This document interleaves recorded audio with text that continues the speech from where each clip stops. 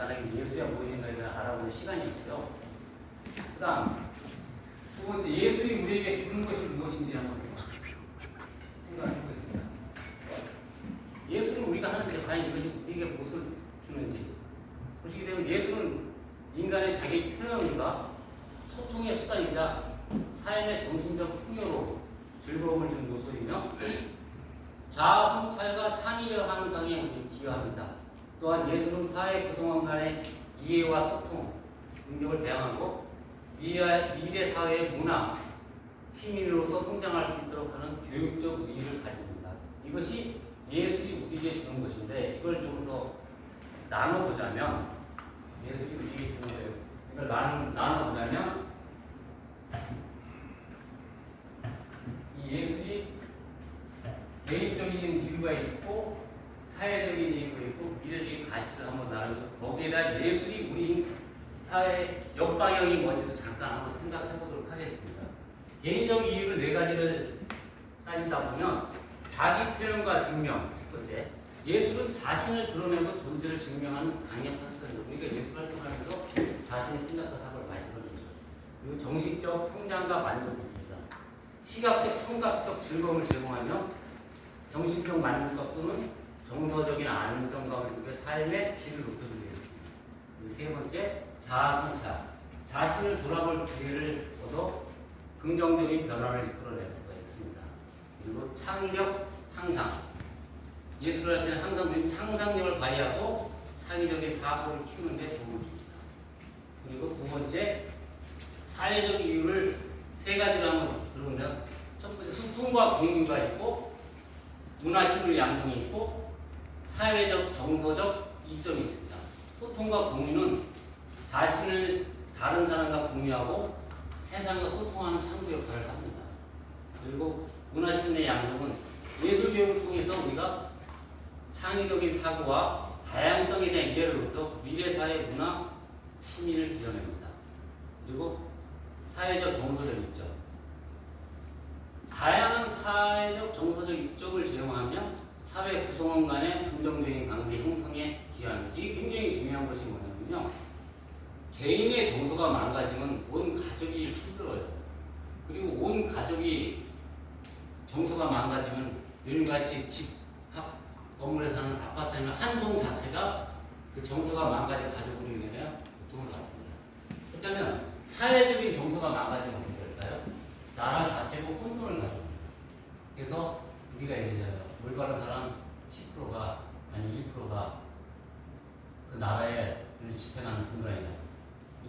여러분도 아시다시피 내적이 많은 나라들은 많은 사람들이 가치관이 흘러가 정서적으로 정서가 많이 흔들립니다. 그리고 마지막, 미래의 가치는 무엇일까요? 제가 이걸 조사해서 봤더니 AI와 모든 알고리즘이 너무 빨리 변하기 때문에 너무 빨리 줘요.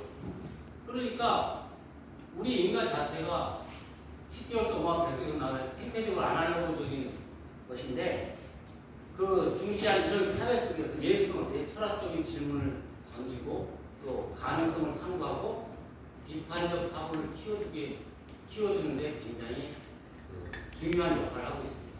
그리고 예술은 미래 사회의 사람들에게도 삶의 고단함 속에서 의미를 찾고 인생을 지탱하는 원동력이 됩니다. 우리는 노래를 듣고 미술 활동을 하면서 삶의 평안을 느끼지 않습니까?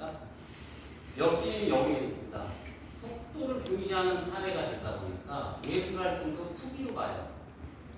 투자를, 시간을 좀 더 천천히 바라보는 것이 아니라 급변한 어떤 결과물을 얻기 위해서 투기적인 행동을 하기 때문에 그런 것이 역행이라고 보고 싶습니다. 이러한 모든 행위를 저는 예술 활동이라고 생각합니다.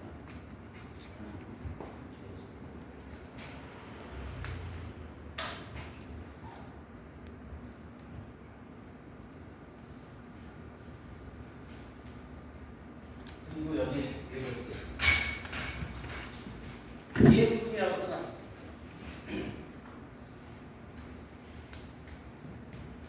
여기 위에 이 점 찍어 놓은 거는 아까 얘기했던 내용과는 별개는 아닙니다. 여기서 생산 된 것이 예술품인데 과연 예술품이 어떤 성질을 가지고 있는지 한번 알아보도록 하겠습니다. 아까 그랬죠. 예술은 아름답고 높은 경지에 이른 숙련된 기술이나 솜씨를 가진 예술가가 생산한 제품은 예술품이라고 합니다. 예술품은 그런 속성을 가지고 있어요. 아무나 그린다고 해서 예술품이 된다면 여기까지 설명을 했고요. 영어로도 work of art 아니면 art of art. 그러면 이 예술품을 만들었을 때, 이런 사람이 만들었을 때 어떤 가치를 가지고 있나 한번 살펴보면 먼저 예술적 가치를 가지고 있습니다. 예술품은 단순한 물건이 아니라 단순한 물건, 수공예 품이랑은 차별화됩니다. 그러니까 수공예 품과 예술품은 색깔이 좀 달라요. 인간의 창의성과 감성이 담긴 예술적 가치를 지닙니다. 그리고 두 번째는 비실용적인 가치를 지니고 있어요. 일반 공산품과 달리 역사적, 문화적 의미나 작가의 독특한 사상에 의해서 가치가 결정됩니다. 이 얘기는 바로 얘기하자면 스토리가 있다는 거죠. 예술품에는 스토리가 있는 거고, 이 얘기를 어떻게 제가 나름대로 분석을 했냐면 예술의 행위와 예술품은 아마추어와 프로로 나누고 있습니다. 행위는 누구나 할 수 있지 않습니까? 아마추어는 예술 활동을 합니다. 즐거워서, 행복해서. 근데 여러분도 아시는 농사의 프로는 누구냐? 농부입니다. 농부가 씨를 뿌리고 추수를 해서 곡식을 팔아 돈을 만들어 생활을 하든 해서 그 자신이 만들어낸 걸 소비를 하고 인컴을 만들었는데, 즉 자신의 활동의 결과를 파는 사람, 돈을 만드는 사람은 우리 프로라고 합니다. 그런 사람들은 항상 그곳에 머물러 생산 과정을 거치는 사람이라고 하죠. 여러분 아시는 노벨문학상과 한강 작가가 있습니다. 본인은 항상 머릿속에서 소설을 불리고 산다. 이것이 생산의 고통이라고 얘기하고 창작의 즐거움이라고 얘기합니다. 여러분 아시는 미술가는 하루 종일 그림을 그려요. 음악가는 하루 종일 노래를 하고, 그리고 그분들이 생산해낸 예술품이 선택을 못 받게 되면 뭐 후대에 받을 수 있지만 심한 얘기 쓰레기입니다. 이런 활동을 통해서 나온 것이 예술품이라고 합니다. 그럼 예술품이 어떤 것들이 있는지 한번 보게 되면요.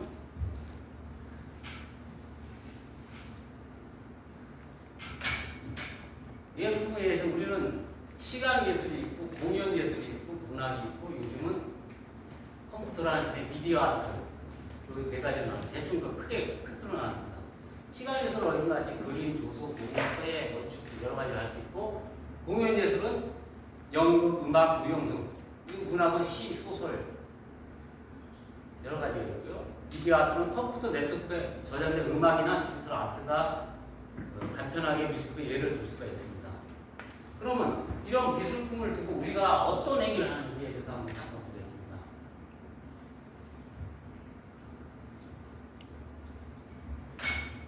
미술품을 두고 우리 하는 얘기는 감상하고 수집하고 투자하고 보존과 복원을 합니다. 여러분 감상을 많이 하시잖아요. 예술을 보고 직접 보고 듣고 만져가면서 경험을 하는 활동을 하고, 수집, 가치 있는 예술품을 모아서 소장하는 활동을 합니다. 투자, 예술품을 구매하여 가치 상승을 기대하는 활동도 하고요. 그리고 보존과 복원, 시간이 지나도 예술품의 가치를 유지하고 손상된 부분을 복구하는 활동을 하는데, 이 예술품을 두고 우리 하는 행위에 역방향이 있잖아요.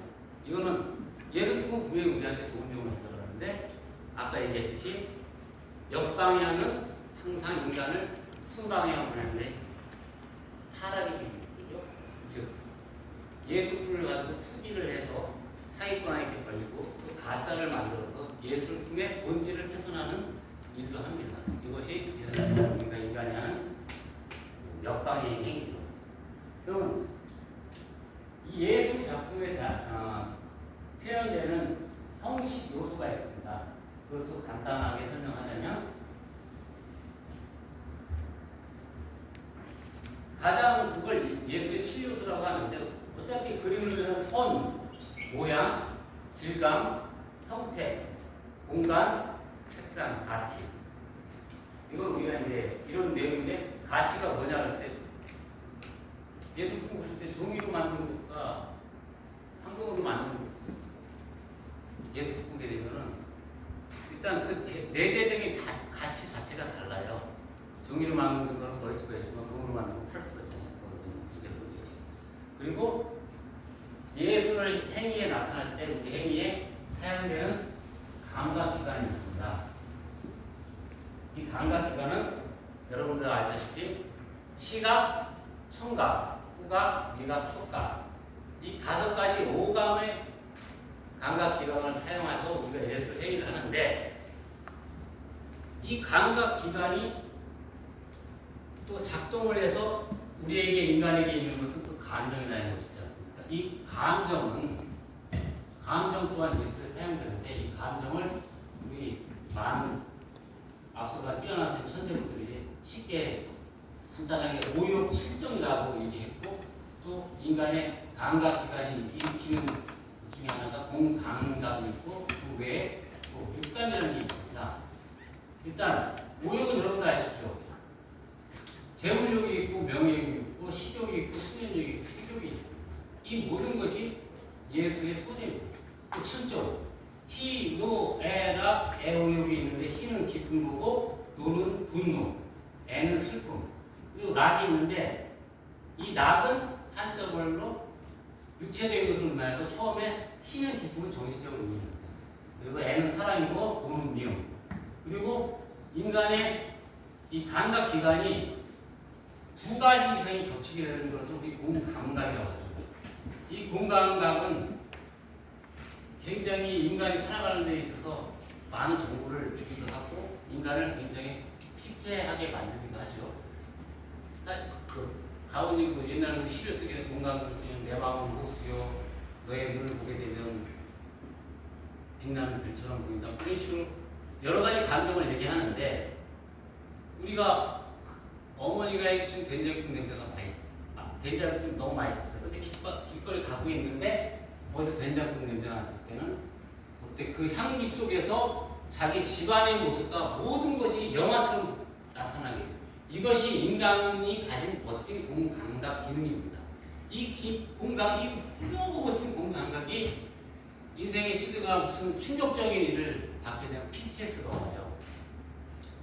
그래서 영화를 보게 되면 총소리가 나면 갑자기 침대 밑으로 들어간다거나 우리 군대 갔다 온 남자들은 군대를 분명히 세대했는데 60이 다 된 저한테도 다시 군대 돌아오라고 그래요. 이런 것이 PTSD 일종이에요. 우리 인간이 너무 섬세하게 만들어질 때 그런 것이 있죠. 그리고 육감.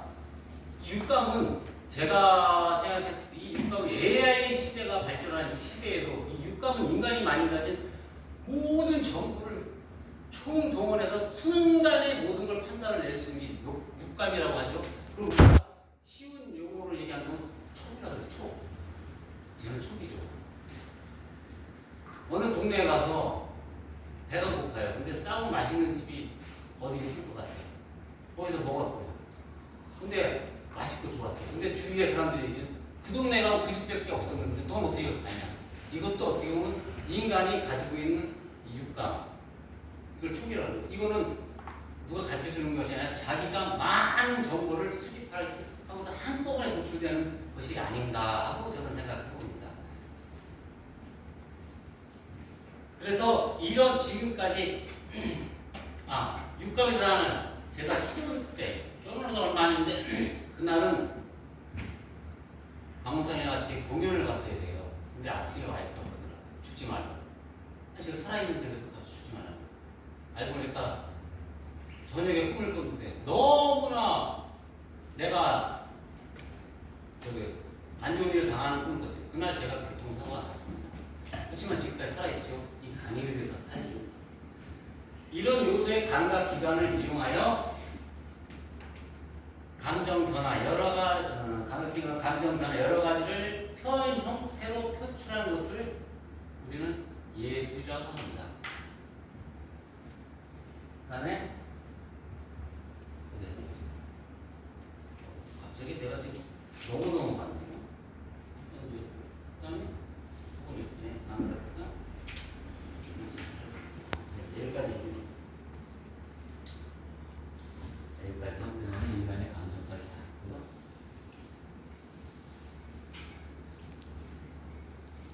그리고 가볍게 예술을 여러분들 아시기 형태적으로 8가지, 오늘은 문학과 예술이기 때문에 그냥 8가지만 간략하게 훑어보는 방향으로 하겠습니다. 예술가 8가지는 아니면 연극, 회화, 무용, 건축, 문학, 음악, 영화, 사진. 시대가 발전하니까 나도 들어가고 여러 가지 다 들어가요. 그러니까 제가 그냥 오늘 간단하게 8가지만 하는데, 연극은 배우가 무대의 극본에 따라 어떤 사건이나 음악을 몸짓, 동작, 말로서 강제로 보여주는 예술이다. 아까 제가 잠깐 보여준 것 퍼포먼스도 연극일 수가 있어요. 왜? 연극의 요소가 뭐예요? 배우가 있잖아요.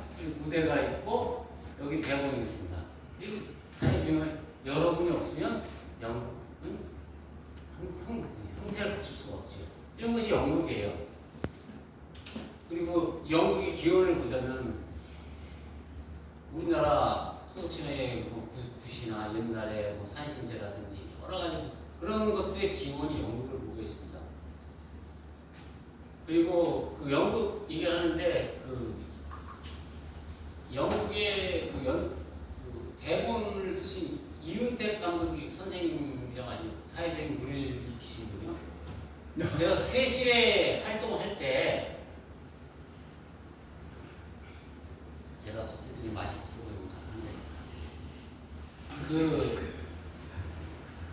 그분이 그랬어요. 최율 선생님한테 최율 선생님 세실극단 단장이셨고요. 저는 그때 거기에서 활동을 하면서 포스터 붙이고 여러 가지 활동을 했어요. 그 얘기를 잠깐 또 사담이 했거든요. 오늘 제가 하니까 제가 어떻게 해주시면 잠깐 사담 좀 하겠습니다. 그 이윤택 선생님의 불의 감이라고 있었습니다. 이윤택 선생님의 불의 가면 대본을 가져오시면서 최윤 선생님이 저희는 담임이고 저는 수술이라 이제 습작이나 아니면 배우는 과정이 있습니다. 그때 이윤택 선생님이 하신 말씀입니다. 대본에 순표 하나 틀리지 말고 표현해요. 그래서 그 얘기는 뭐냐면 우리 영화나 쪽에서 대본을 듣는데 애드립으로 해가지고 성공했다. 이런 얘기는 그들만의 얘기죠. 정확한 거는 설계자의 설계대로 하는 것이 맞을 수가 있지만 어쨌든 흥행은 돈이니까.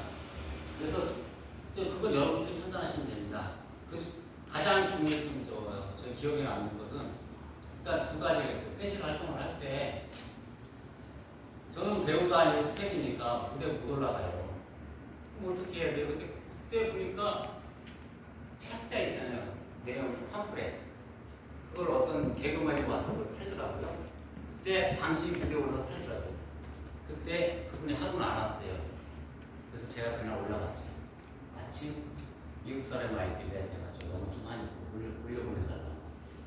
그래서 미국 사람이 있어서 제가 영어를 그래서 잠깐 한 적이 있고, 그 다음에 일본 사람이 왔길래 또 올라가서 그러면 그랬더니 그 다음에 어떻게 돼요? 그분이 안 오면 한국 사람이 와도 저를 올려보내서 제가 실험극장 무대에서 처음으로 한번 서봤어요. 그게 제 큰 무대는 제일 컸던 무대 같아요. 그리고 그때 활동하면서 불의 감을 하는데 그때 세신 극단에서 하는데 불의 감 속도가 지금까지는 일반적으로 무채색이었어요. 그리고 여자분이 있었고 남자 있었고 그렇게 했는데 어느 날 갑자기 시뻘겋더라고요. 포스가. 그래가지고 제가 그때 같은 동료들이 야 오늘 뭐니까 이 동네에서 붙이자. 동네에서 열심히 붙이고 있었어요. 앞에 팀 먼저 가고 저도 열심히 붙이고 있는데 갑자기 뒤에서 누가 저를 툭툭 치더라고요. 경찰인들. 그래가지고